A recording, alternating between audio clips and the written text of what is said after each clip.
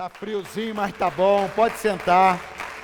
Tá friozinho, mas tá gostoso. Tava ouvindo um amigo meu, agora me arrumando para vir para casa. Escuta essa, pastor André. O pastor que estava conduzindo o culto, ele empolgado, né? Frio, a 12 graus, 3 graus lá. Ele falou assim: você que ficou em casa fez muito bem. Pô, o pastor pegou e falou: ô irmão, você que ficou em casa fez muito bem, não, pô, você vigia, pô. Você que ficou em casa, você fez muito é mal. Cara, foi muito engraçado. Então tem hora na vida da gente que a gente pensa que está fazendo bem e está fazendo mal. Sabia disso ou não? Abra comigo a sua Bíblia em Apocalipse. Semana passada eu falei sobre o amor ao próximo. E eu quero falar hoje sobre o amor a Deus. Jesus falou os dois principais mandamentos: o amor ao próximo e o amor a Deus. O primeiro, amor a Deus. O segundo, amor ao próximo. Apocalipse 2:1 diz assim, ó: ao anjo da igreja em Éfeso, escreva: estas são as palavras daquele que tem as 7 estrelas em sua mão direita e anda entre os 7 candelabros de ouro. Preste atenção na carta para essa igreja. Conheço as suas obras, o seu trabalho árduo e a sua perseverança. Então você vê, ó, conheço as suas obras, eu sei o que vocês estão fazendo. Eu sei do seu trabalho árduo e da sua perseverança. Sei que você não pode tolerar homens maus, que pôs à prova os que dizem ser apóstolos, mas não são, e descobriu que eles eram impostores. Você tem perseverado e suportado sofrimento por causa do meu nome, e não tem desfalecido. Olha só uma carta para uma igreja. Num primeiro momento, uma carta dessa fala assim: poxa, que maravilha, hein? Que legal. Poxa, eu conheço suas obras, sei que você trabalha duro, sei que você rejeita homens maus, sei que você discerne aquilo que é de Deus, aquilo que não é de Deus. Sei que você tem sofrido por causa do meu nome. Agora ponto, e agora continua aí o versículo. Não tirei não, volta o versículo. Coloca aí. Contra você, porém, tenho isto: você abandonou o seu primeiro amor. Lembre-se de onde caiu, arrependa-se, pratique as obras que praticava no princípio. Se não se arrepender, virei a você e tirarei o seu candelabro do lugar dele. Mas há uma coisa a seu favor: você odeia as práticas dos nicolaítas, como eu também as odeio. Por que falar sobre o amor a Deus? Porque aqui são pessoas que estão fazendo, mas não estão amando.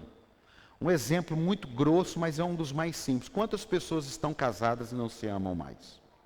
Trabalham, cuidam da casa, fazem o que tem que fazer, pagam as contas, até se respeitam,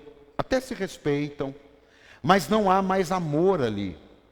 Uma vez, eu e a minha esposa ouvimos de uma pessoa que estava separada, e aí um pastor perguntou para ela: mas o que aconteceu? Ela falou: olha, a gente sempre se deu bem, e não vimos que quando os nossos filhos foram formados, quando os nossos filhos terminaram todo o ciclo que precisava de nós, nós olhamos um para o outro, lembra disso? Nós olhamos um para o outro e vimos que não nos amávamos mais. E ali nós nos divorciamos.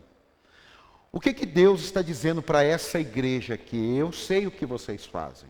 Vocês dizimam, vocês ofertam, vocês participam do voluntariado, vocês não aceitam as obras más, vocês rejeitam aquilo que nada tem a ver comigo, vocês rejeitam as obras dos idólatras, está tudo certo, mas vocês não me amam mais. Vocês não estão mais com aquela essência de quando eu os resgatei. Isso daí é muito sério, porque, graças a Deus, estamos muito mais longe da pandemia do que vivemos, amém, amado? Mas nisso daí há um processo de recomeço, há um processo em algumas áreas da minha vida, da sua vida, que pode ter ficado no stand-by. Está ligado, mas ele não está funcionando. Mas ele está ligado, mas ele não está funcionando mais. A gente está fazendo as obras, a gente está trabalhando, a gente tem feito as práticas cristãs, mas será que se nós olharmos para dentro, nós estamos suprindo a falta do amor com as obras, com projetos? Tem gente que faz muito pelo reino de Deus, mas talvez ele está funcionando no automático. Às vezes, a hora que der uma brechinha, vai ficar igual aquele casal, que ele vai olhar para a obra de Deus, ele vai olhar para o Evangelho, ele vai olhar para a igreja, ele vai olhar para o líder, ele vai olhar para o que ele faz, ele fala, eu não tem mais nada a ver com isso. A Bíblia fala que Paulo tinha um amigo chamado Demas, que eu falei um pouquinho semana passada, e Paulo diz assim, olha, Demas me abandonou, amando o presente século. Então a questão do amor, ela não tem a ver só com o eros entre homem e mulher, ela não tem a ver só com o filéu, que é o amigo, mas principalmente com o ágape, que é um amor vindo da parte de Deus, que você não está fazendo as coisas por aquilo que alguém te mandou fazer. A gente vai ter uma reunião agora, por esses dias aí, por quê? Para a gente entender que o que nós fazemos não é um trabalho. A gente até usa às vezes, né, escala, esses termos, escala, voluntário, mas isso não tem a ver com trabalho. Isso tem a ver com paixão, isso tem a ver com missão, isso tem a ver com entrega, isso tem a ver com reconhecimento. E é sobre esse amor que a palavra de Deus, que Deus usa um homem para mandar uma carta para a igreja dizendo, olha, vocês estão trabalhando muito bem, vocês estão de parabéns, mas vocês só estão funcionando. E nós não fomos chamados para funcionar, nós fomos chamados para fluir no reino de Deus, amém? Você pode dar um aplauso ao Senhor aí? Então vamos lá, abre comigo também em Deuteronômio 11:8. Olha para você ver, Deuteronômio 11:8. Diz assim, obedeçam, portanto, a toda a lei que hoje estou dando a vocês, para que tenham forças para invadir e conquistar a terra para onde estão indo, e para que vivam muito tempo na terra que o Senhor jurou dar a seus antepassados e aos descendentes dele, terra onde há leite e mel com fartura. A terra do qual vocês vão tomar posse não é como a terra do Egito, de onde vocês vieram, e onde plantavam as sementes e tinham que fazer a irrigação a pé, como numa horta. Mas a terra em que vocês, atravessando o Jordão, vão entrar para dela tomar posse, é terra de montes e vales, que bebe chuva do céu. É uma terra da qual o Senhor, o seu Deus, cuida. Os olhos do Senhor, o seu Deus, estão continuamente sobre ela, do início ao fim do ano. Olha que coisa boa Deus falar para você hoje, o Israel de Deus é a igreja, e você faz parte desse povo. Olha que coisa maravilhosa. Deus está dizendo para você, olha, você está caminhando em direção às suas conquistas, às suas vitórias, ao propósito de Deus para a sua vida, à sua faculdade, ao seu negócio, ao seu emprego, ao seu ministério. Olha, eu estarei de olho, eu estarei abençoando, você não vai irrigar a pé, você vai ter maquinários para irrigar, e eu vou fazer isso do céu para você. Então será uma terra que mana leite e mel, não será como no Egito. É uma bênção ou não é? É ou não é? Agora olha a condição. Portanto, se vocês obedecerem fielmente aos mandamentos que dou a vocês, amando o Senhor. Não é uma estratégia de conquista. Não é uma ferramenta que você vai matar os adversários. Não é um trator que você vai passar por cima de todo mundo. Tudo isso é vocês obedecerem os mandamentos, amando ao Senhor, o seu Deus, e servindo de todo o seu coração e de toda a sua alma. Não é funcionando. A pior coisa que tem no reino de Deus, a pior coisa que tem no reino de Deus, eu já vi isso, são pessoas funcionando. Mas para mim, ainda não é o problema. Porque se eu preciso que uma pessoa toque no louvor, e ela está funcionando, está resolvendo um problema meu. Se eu preciso que uma pessoa fique no som, para equalizar o som, e a pessoa está no som, funcionando, ela está resolvendo o meu problema. Se eu preciso que uma pessoa fique lá na portaria, para receber você, e ela está funcionando, resolveu o meu problema, porque eu não sou Deus. Isso aqui não é para mim. Isso aqui tem a ver com Deus. Então Deus vê uma pessoa que funciona e Ele vê uma pessoa que flui. Está pegando aí ou não? Está pegando aí ou não? Deus vê uma pessoa que faz porque tem que fazer e uma pessoa que faz porque ama fazer. Está fazendo sentido aqui ou não? E isso daí vai trazer o quê? Servindo de todo o coração e de toda a alma, então, no devido tempo, enviarei chuva sobre a sua terra, chuva de outono e de primavera, para que vocês recolham o seu cereal e tenham vinho novo e azeite. Diga glória a Deus aí. Por que amar a Deus? Porque não adianta nós funcionarmos. Eu tenho dito para algumas pessoas, conversem, vejam o que pode ser feito para que as pessoas fluam. O que pode ser feito ou o que pode ser ajudado para que as pessoas amem. E amar, amado, Deus falou, ame ao Senhor, é um mandamento. Se é um mandamento, não tem a ver com sentimento. Porque sentimento é outra coisa. Nós devemos amar ao próximo.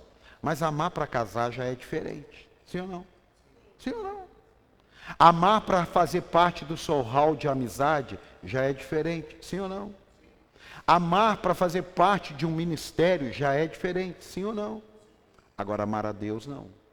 E é sobre isso aqui que eu quero falar. Lembrar você, colocar algumas lenhas numa manhã de 13 graus como essa, colocar algumas lenhas para que esse amor ele flua dentro de você, não apenas funcionando. É claro que a gente funciona, cada um faz a sua tarefa, mas ele fluindo dentro de você, e nós vamos conversar com isso aqui. Escute, cumprir os preceitos de Deus não tem a ver com o bem-estar de Deus, mas com o nosso bem-estar.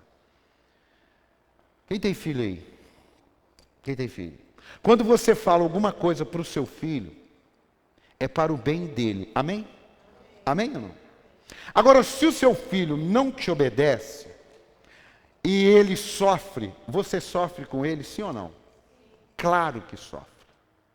Agora, nós somos humanos, nascemos debaixo do pecado, temos o sentimento da alma, da carne. Agora, um médico, que vai lá uma pessoa, e essa pessoa está precisando fazer um tratamento, e aí o médico faz todos os exames, e o médico tem o diagnóstico, e o médico dá o tratamento. É para o bem da pessoa ou não é? É ou não é? E aquela pessoa, ela sai com o tratamento, e ela não faz uma vez ou outra, porque é cansativo, porque ela passa mal do estômago, sei lá. O médico sofre com isso, sim ou não? Sim ou não? Sim ou não? Não. Deus não tem esse sentimento de sofrimento.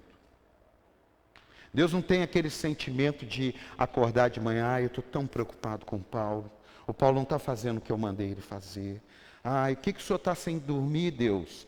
É, porque eu estou preocupado com o Paulo. Não existe isso. Essa é a grande diferença de servir a Deus e de servir ao diabo. O diabo, quando ele vê você não fazendo o que ele quer, roubar, matar e destruir, ele vai empurrar você. Ele não vai te dar sossego. Por isso a palavra tormento. Por isso a palavra atormentado. O Espírito Santo não nos atormenta. Não fale assim, não, o Espírito Santo me incomoda. Como que o Espírito... Incomodar? Esses dias eu ganhei um tênis, e aí eu usei o tênis 2 horas, tirei do meu pé e falei, olha, infelizmente vai ter que trocar. Porque esse tênis está me incomodando, está apertando, está pegando meu pé onde não pode pegar. O Espírito Santo não te incomoda. O Espírito Santo, ele fala, não vai por aí não, hein? Esse negócio seu aí não vai terminar legal. Você está aqui ou não? E aí ele nos constrange. Ele não nos incomoda. O amor de Deus, ele nos constrange. É aquele amor que quando Pedro diz, eu não conheço esse cara, mas você fala igual ele. Não, é impressão sua. Mas eu já te vi com ele, eu nunca andei com ele. E a Bíblia diz que Jesus, fitando os olhos em Pedro, Pedro sai chorando, desesperado. É aquele amor que constrange, que você está vendo o que a pessoa está fazendo, mas a pessoa não é capaz de assumir o que ela está fazendo. E não é o amor ofensivo, agressivo ou possessivo. É um amor que nos constrange. Então Deus está dizendo, olha, eu posso fazer tudo na vida de vocês. Eu só estou pedindo para vocês me amarem. Aí talvez você pense assim, ele é carente. Não. Ele não é carente. Somos nós que somos carentes. A Bíblia diz que nós carecemos da graça de Deus. Deus não carece de nós.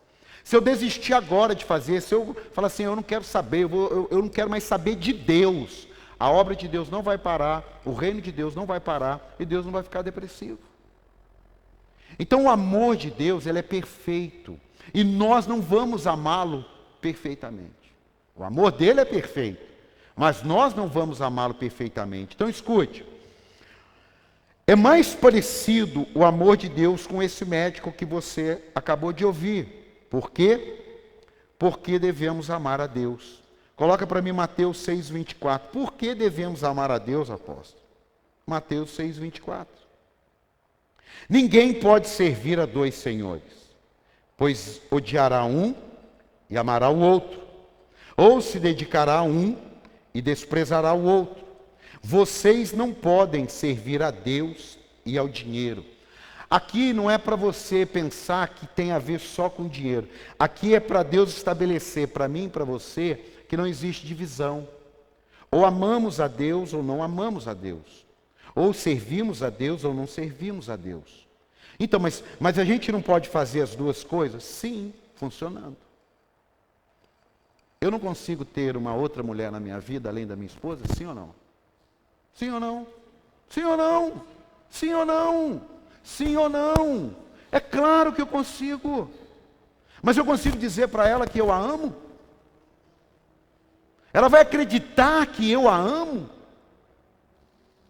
Ela vai acreditar que eu a amo de todo o meu coração? Você está aqui ou não? Não é para você ficar assustado. Isso é o que nós lemos na Bíblia que estava acontecendo com uma igreja.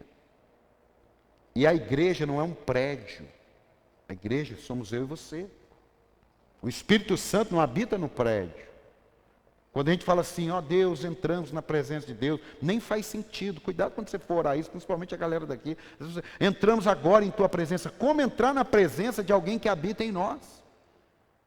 Como entrar na presença daquele que está aqui agora? Se eu sair agora aqui e for fazer as piores coisas que um ser humano pode fazer, Deus vai continuar aqui dentro de mim. Aprovando, aí já é outra história. Você está aqui ou não? Por isso o amor de Deus, ele é diferente de funcionar para Deus. Porque amar, nós vamos amar. Diga, amar, nós vamos amar. O próprio Jesus falou, ó, você não consegue amar a Deus e amar a Mamon.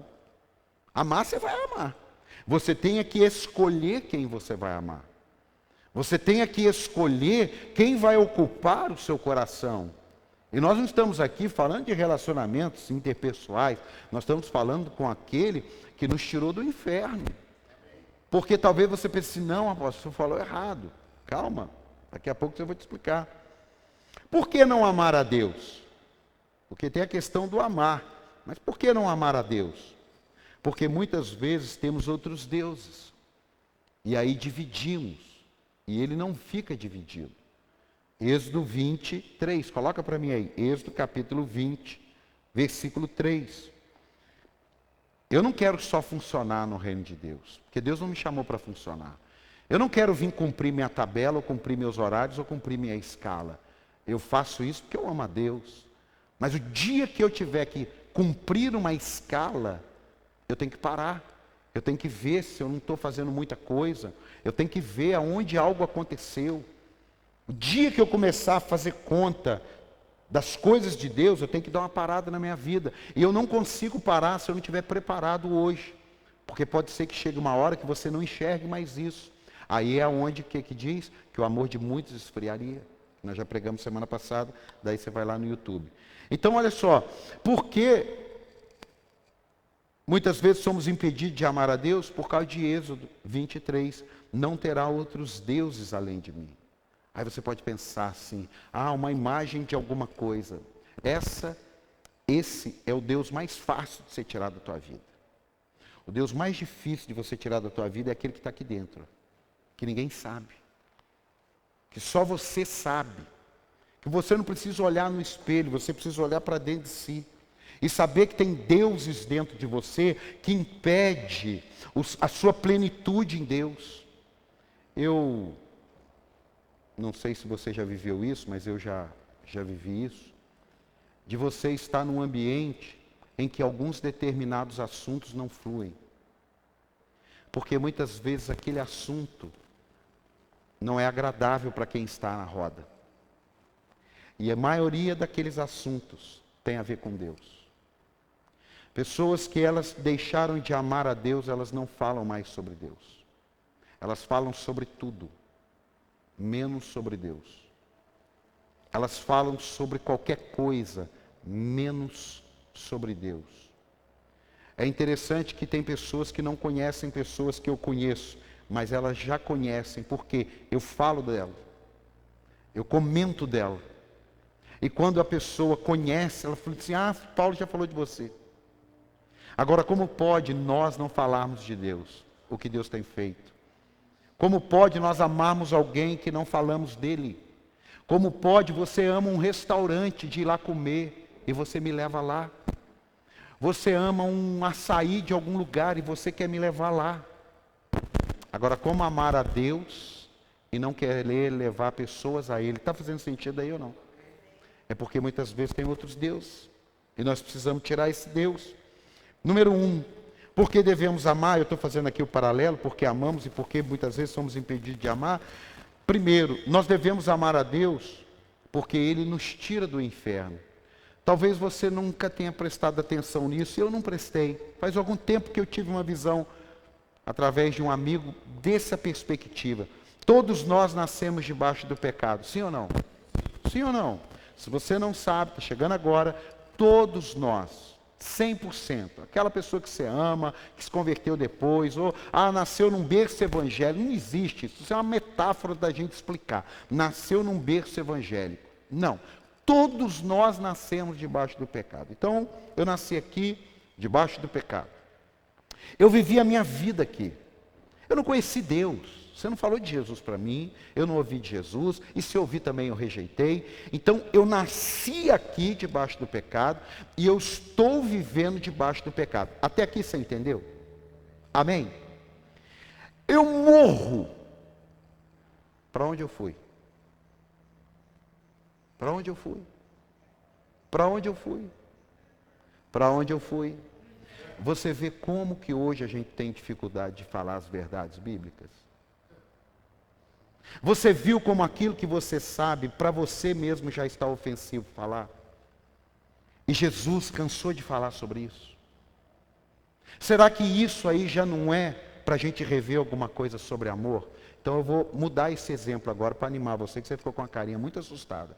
Eu nasci aqui, em 13 de abril de 1972, em Barra Mansa, na Santa Casa de Misericórdia, às 11 e pouca da noite, com 4,8 kg, ver essa criança no mundo. Eu nasci aqui, ó. Então, se eu continuasse aqui, até o último dia da minha vida, eu já estaria no inferno. Eu não precisaria ir para o inferno. Eu vou repetir. Eu nasci aqui, debaixo do pecado, da treva, da escuridão. Eu estou vivendo a minha vida. Eu estou vivendo a minha vida. Eu não conheci Jesus, você não foi para nenhum projeto evangelístico, você não falou do amor de Deus, não foi nada. E eu fiquei ali. Eu morri e fui. Não, eu já estou. Você está entendendo isso aqui ou não? Você está conseguindo entender isso aqui ou não? Está simples para você ou não? O que é que aconteceu em 1999, no mês de julho? Eu me converti. Deus me resgatou daqui. Ele não me resgatou de cima do muro. Não tem muro no mundo espiritual. A gente nasce já debaixo da condenação. Mas quando foi em 1999, fruto das orações da minha esposa, fruto de um monte de coisa, eu conheço a Cristo e me converto. O que ele faz comigo? Ele me tira. Mas eu estou vivo. Ele me tira. E eu já estou agora no céu. Por quê? Porque se eu morrer agora, eu vou para onde? Eu vou para o céu. Se você não tem convicção, eu tenho. Eu vou para o céu agora. Então eu já estou no céu, só que não parti. Eu estou tipo no embarque. Eu já estou no saguão do embarque. Eu estou aqui. Então preste atenção nisso.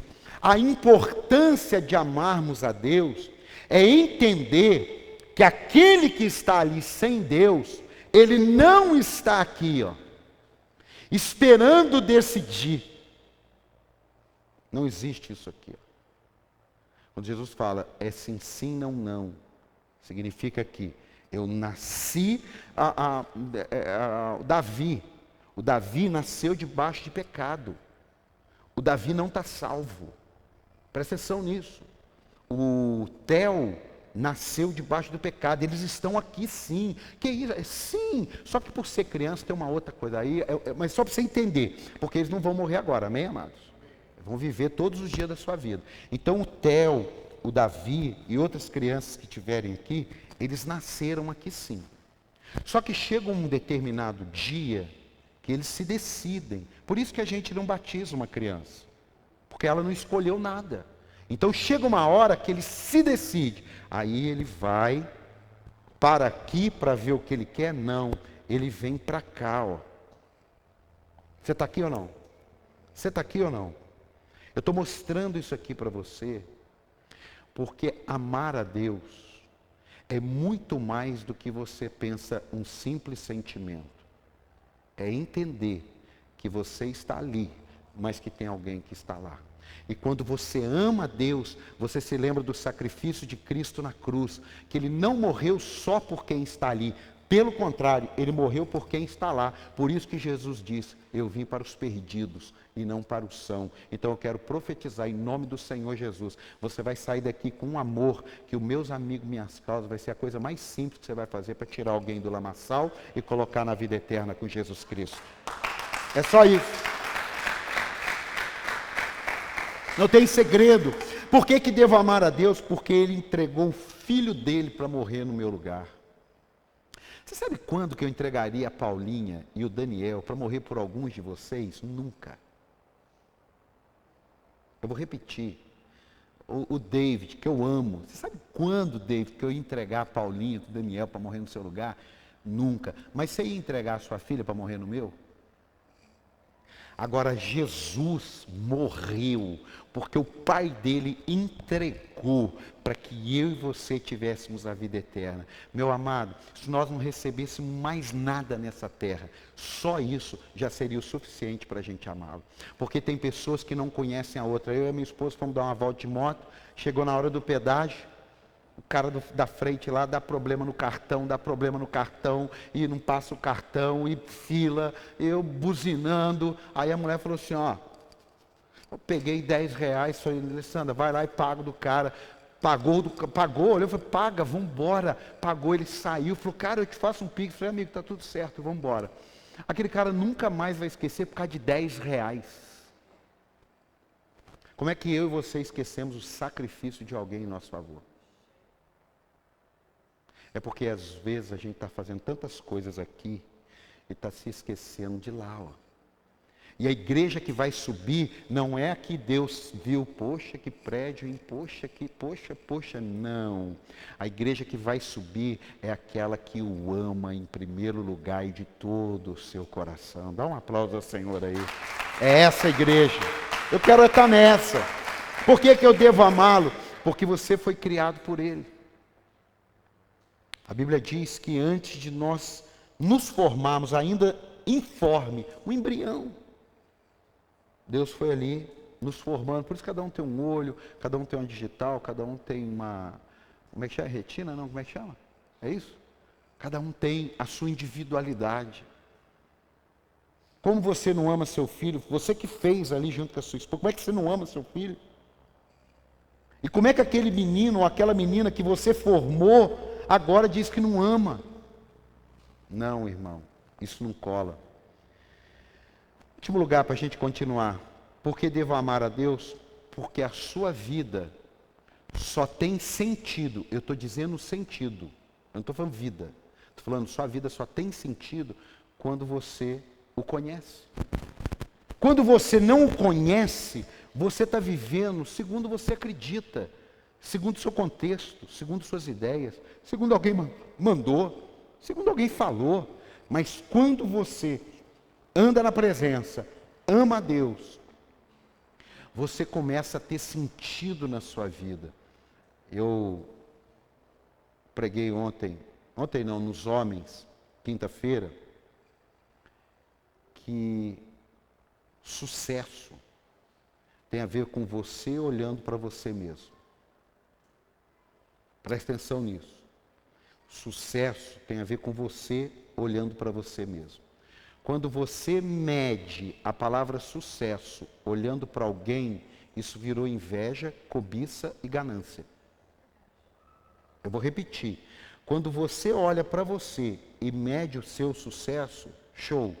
Quando você olha para alguém e mede o seu sucesso, ou é cobiça, porque você vê um tênis, você vai querer ter igual. Se a mulher vê um cabelo, vai querer fazer igual. Não é que você não possa ser inspirado. Mas essa frase, ser inspirado e ser cobiçado, ela é muito parecida. Tem que ter cuidado com isso daí. Então eu e você teremos sucesso se nós entendermos quem somos, o que Deus tem para nós. É como corrida. É o exemplo que eu dei. Um corredor de 100 metros raso. O treino dele, a comida dele, a biologia dele, tudo dele é diferente de um cara que corre uma maratona. Aí você pega o cara que corre 100 metros e o cara que corre uma maratona. Quem chega na frente? Quem? No 100 metros é o cara de 100 metros. Mas e os outros 41 quilômetros e 900 metros? E aí é que está. Então é certo você colocar o cara que corre 100 metros com o cara que corre uma maratona, o cara que corre 100 metros com obstáculo com o cara que corre 400 metros sem obstáculo? É isso daí. Se você ama a Deus, você anda na presença dEle. Quando você anda na presença dEle, quem está do seu lado pode viver a vida que quiser. Você sabe quem você é. Quando você não entende isso, você entra em crise com a vida do outro e esquece de cuidar da tua vida. Tem alguém para dar um amém aí ou não? E isso tem a ver com amor, porque é a mesma coisa com 2 filhos. Se eu não souber diferenciar o plano de Deus para o meu filho Daniel e o plano de Deus para minha filha Paula, eu mato os 2. Por quê? Porque eu vou comparar com o filho do outro, porque que o meu filho não está fazendo. Pior, eu vou comparar entre os 2. Os 2 não são iguais. Cada um tem uma dinâmica. É isso que quando Deus olha para nós, Ele vê cada um com a nossa dinâmica. Por isso que Ele não está preocupado com a dinâmica do outro para comparar com você. Porque se fosse assim, Ele fazia todo mundo igual e só tinha um tipo de fruta. Só tinha um tipo de cor. Só tinha um tipo de igreja. Não, Ele conhece a variedade. Tem gente que chega aqui e fala assim: eu não acho legal um pastor de jaqueta de couro. E ele vai para outra igreja de terno e gravata e barba feita e aquele negócio todo, ele se sente bem. ótimo. Por quê? Porque somos indivíduos e Deus não fechou exclusividade com ninguém. Quem está do seu lado não é melhor nem pior que você. Quem está do seu lado tem algo a fazer. Se eu olhar para a minha história de 15 anos para cima, tem um monte de histórias lindas. Mas se eu der uma olhada para baixo, tem um monte de histórias ruins. Não me interessa. O que me interessa é a minha história. O que interessa é a sua história. Porque Deus ama você, independente da outra história. Dá um aplauso ao Senhor aí, pelo amor de Deus. Você não veio aqui, meu irmão. Você não vai ser amado. Ah, se eu fizer isso. Ô, irmão, para. Eu já acreditei lá no início da conversão que Deus vai me amar de acordo com aquilo que eu fizer. Não, Deus vai me amar independente do que eu fizer. A questão é o que eu vou viver independente. Aí é que está o detalhe. Faz sentido ou não? Escute. Porque devo amar a Deus para eu saber o plano divino, o chamado propósito. Como você vai conhecer o coração de alguém que você não convive? Tem pessoas que eu converso níveis de assunto. Tem pessoas que eu converso outros. E tem pessoas que eu converso outros. Assim é com Deus. Como Deus vai te contar segredos para você? Como Deus vai empoderar você se você está sempre ali na superficialidade com Ele? Amizade custa dinheiro, diga dinheiro, tempo e renúncia. Ninguém faz uma amizade com ninguém sem isso aqui. Ninguém. Uma vez eu não fui num evento, e um amigo meu me ligou. Ele falou: Paulo, eu não te vi no evento. Eu falei: cara, eu estou numa luta aí, eu nem tive cabeça para ir. Nunca mais esqueci. Ele falou: olha, custou caro o lugar que você ocupa, hein? Não desperdiça não. Eu entendi o que ele quis dizer. Por quê? Por causa do investimento, por causa do tempo e por causa da renúncia.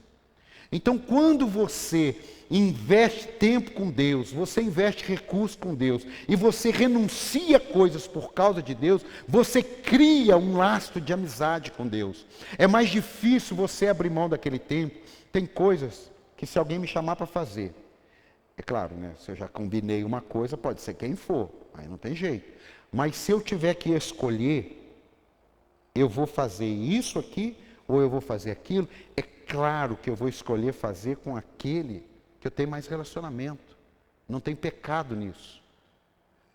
Quando você tem uma oportunidade de fazer as coisas de Deus e de fazer qualquer outra coisa, o que você escolhe? O que você deixa para trás?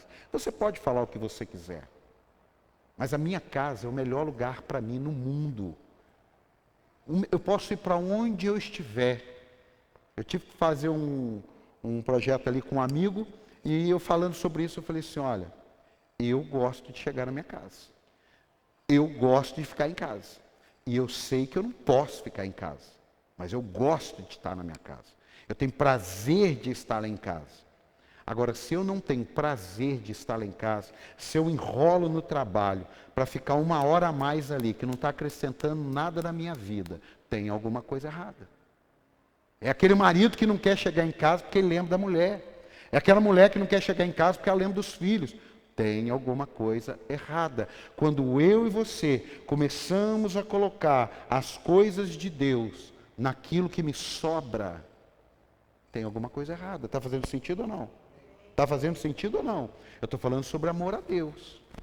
Você não é obrigado a fazer isso. Mas eu estou mostrando para você que sem funcionar, fluindo, isso aqui faz parte. Amém? Amém? Maus testemunhos atrapalham a gente de amar a Deus. É verdade. Você falou assim: mas atrapalha. Mas você vai ficar olhando para os maus testemunhos ou você vai olhar para os bons testemunhos? Uma vez eu falei para uma pessoa: olha, eu não quero você fazendo isso, porque isso aí vai complicar a tua vida. Mas fulano faz também. Aí eu falei: olha, você tem chance de dar errado na vida. Falei: você tem chance de dar errado na vida. Porque você avaliza as coisas erradas que você faz na vida errada do outro. Ao invés de você abalizar as coisas erradas que você faz na vida certa do outro, você justifica as coisas erradas na vida do outro. Você tem tudo para dar errado na vida. Você está entendendo ou não? Você está entendendo isso aqui ou não? Você pode escolher. Eu vou olhar quem está fazendo errado e vou fazer, porque ele está fazendo errado. E se alguém me questionar, eu falo assim, mas ele faz também. É a síndrome que veio lá do jardim do Éden, do Adão. Ah, mas também foi a mulher que o Senhor me deu. Ah, mas foi a serpente que o Senhor colocou aqui. É todo mundo empurrando. Agora tem um menino que não tem nome, que é o filho pródigo, que ele faz o que faz, abandona o amor do pai, abandona a casa do pai, mas ele cai em si. Que em nome do Senhor Jesus, quem está assistindo, ouvindo, e quem está aqui hoje, se tem algumas áreas da vida que estão se apagando, eu profetizo que haja um bálsamo, que haja um azeite, que vai pegar fogo nisso em nome de Jesus. Dá um aplauso ao Senhor aí. Eu quero esse fogo. Eu quero. Agora veja só, o que que muda, apóstolo, em minha vida quando eu amo a Deus? Porque quando eu amo a minha esposa, muda alguma coisa. Quando eu amo meus filhos, muda alguma coisa. Quando eu amo meus amigos, muda alguma coisa. Romanos 12, 1. É claro que muda quando você ama a Deus. Romanos 12, 1. Portanto, irmãos, rogo pelas misericórdias de Deus, que se ofereçam em sacrifício vivo. O que é se oferecer em sacrifício vivo? Eu venho aqui para morrer aqui. Não. É você se oferecer em sacrifício vivo, é você com a sua consciência tomar as decisões que têm a ver com Deus. E muitas dessas decisões, elas fazem você sacrificar alguma coisa. Eu estou desempregado há 8 meses. Eu arrumo um emprego. E depois de 3 meses eu descubro que na minha posição, eu sou lá um fiscal de alguma coisa, e para eu não perder o meu emprego, eu tenho que participar de um plano de corrupção. Então veja só o embate. Eu estou desempregado há 8 meses, eu arrumei um emprego, eu estou há 4 meses, e agora eu preciso participar disso, senão eu perco o emprego. É nessa hora que tem a ver o sacrifício vivo. Não, eu não passo, então você vai ser mandado embora. O que eu posso fazer? O que eu posso fazer então? Eu vou me dobrar porque eu tenho a desculpa do trabalho? É isso que está acontecendo hoje. É esse relativismo. Eu faço porque não é bem assim. Está rodando aí. Vocês viram? E tem que falar. Eu sinto muito, me perdoe. Mas vocês viram um vídeo que está rodando da Priscila Alcântara aí? Tem que falar. Porque esses exemplos que vão trazendo a superficialidade para o meio do povo de Deus, e que a juventude está achando que é normal. Então as coisas que desagradam a Deus, pela massa, pela influência, está sendo normal. Eu já falei muito disso. Eu não tenho nada contra quem quer fazer as suas escolhas. Mas cuidado, que nós somos frutos das escolhas. Cuidado que eu e você, quando escolhemos algo errado, existe alguma falha ali. E se você não entender a palavra de Deus, você vai ficar vindo na igreja e conforme alguma coisa te espreme, como aconteceu já, a pessoa fala assim, eu não volto mais. Nós atendemos um casal, se tiver alguma criança aqui também, não vai ter jeito. Mas há muito tempo, a minha esposa vai lembrar, nós atendemos um casal que começou na igreja. O casal começou na igreja. Então, só que parou no tempo. Ficou aí. Um dia, a mulher entra no gabinete, não sei se minha esposa vai lembrar. A mulher entra no gabinete e fala assim, meu casamento está acabando. Eu falei, como o casamento está acabando? Como pode o casamento? Eu dentro de mim. Não é possível. O que aconteceu? A gente flertou com o pecado, colocou uma terceira pessoa na relação e agora o meu marido não quer mais relação sem a terceira pessoa. Você lembrou? Como é que faz? Estava na igreja. Não, apóstolo, não fale isso não. Amado, o que tem de escritos feios que estão na Bíblia, de um pai com o filho, de um filho com a irmã, para quê? É para a gente, aquele que pensa estar de pé, cuide-se para que não caia. A gente está falando de um amor e ao mesmo tempo é porque isso é verdade. Às vezes o que está faltando para nós é sairmos da superficialidade da vida cristã e entrarmos um pouco mais profundo. Às vezes a gente está gostando de andar com a aguinha aqui no tornozelo, que é o que o profeta fala. Mas a gente precisa mergulhar mais fundo. Quem está aqui, diga amém. Porque é isso daí que vai fazer que a gente suporte a pressão aí fora. Ontem eu falei para 80 jovens abaixo de 30 anos e acima de 15. Vocês são muito, muito, muito corajosos. Porque na minha juventude, e comparado com a juventude do meu pai, a gente não tinha nem 10% das oportunidades de pecar, comparado com a de vocês. Então vocês, eu não precisei ser tão cheio de Deus quanto vocês precisam. Eu não precisei buscar tanto a Deus quanto vocês precisam. Por quê? Por causa da oportunidade. Adão e Eva tinham um fruto que não podia comer. Nós temos dezenas de milhares que não podemos comer. E ele não resistiu com um. Você imagine nós com tantas opções. Você está entendendo isso ou não? Isso aí é para você hoje dar uma revisada na sua vida, porque Romanos 12:1 diz: portanto, irmão, rogo pela misericórdia de Deus que se ofereçam em sacrifício vivo, santo e agradável a Deus. Este é o culto racional de vocês.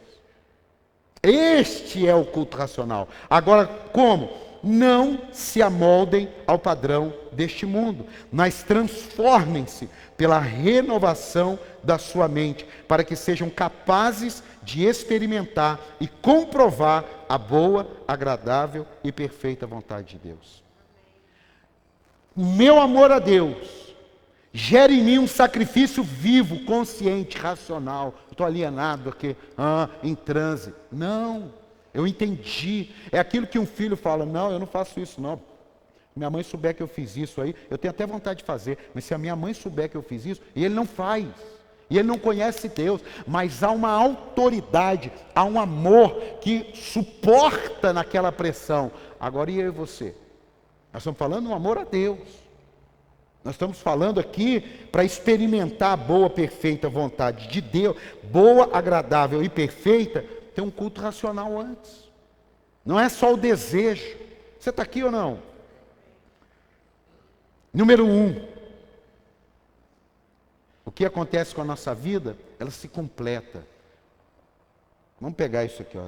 Tem um buraco dentro de você, que se você colocar dinheiro, filho, casa própria, negócio, ministério, fama, poder, sei lá, o que você quiser, não acontece nada. Porque aquele lugar ali é de Deus. Aquele lugar ali, você pode colocar o que você quiser, irmão.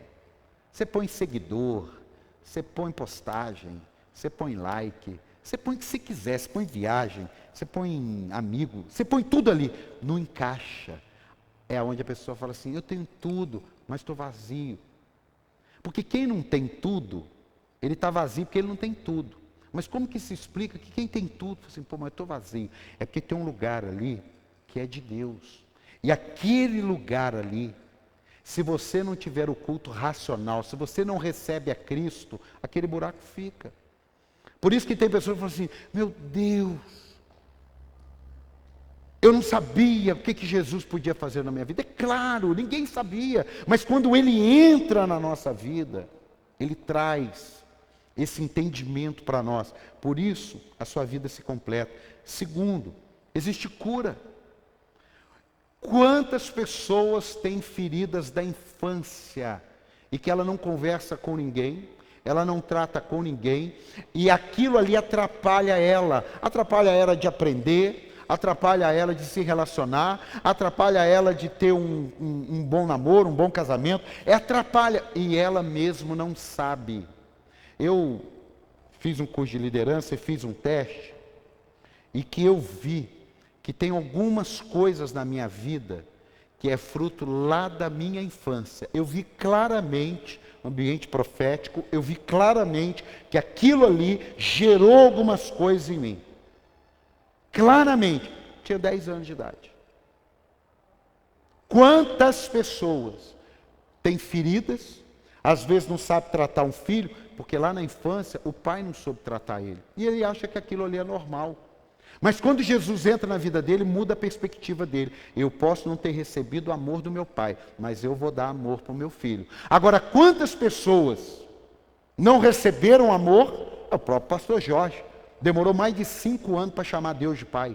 Por quê? Porque ele não teve referência paterna. Ele chamava Deus de Deus, Deus de Senhor, mas de pai foi num culto, ele um adolescente ainda, 20 anos de idade, que estalou na vida dele, arrancou aquela mágoa e ele passou a chamar a Deus de pai. Então, quando eu amo a Deus, o que acontece comigo? A cura em todas as áreas.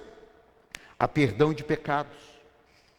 Uma pessoa, eu e a minha esposa ouvimos, uma mãe chorando, falando assim, a minha filha, ela é perdida desde os 13 anos de idade. E a vida dela não foi. Aí você pode pensar assim, mas uma hora engrena, mas já está com 50 anos. Então é um negócio muito sério.